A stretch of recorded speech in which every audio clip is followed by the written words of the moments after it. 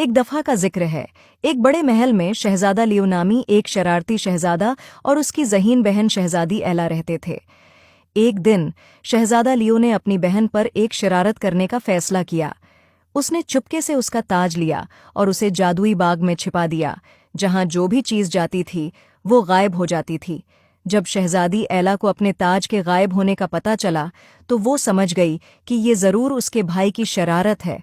मुस्कुराते हुए इसने नाराज होने का ड्रामा किया और जोर से बोली, आवा नहीं, मेरा ताज गायब हो गया, अब मैं क्या करूं? शहजादा लियो, जो अपनी शरारत पर खुश हो रहा था, हंसते हुए बोला, मैंने उसे जादुई बाग में छिपा दिया है, तुम उसे कभी नहीं ढूंढ सकोगी।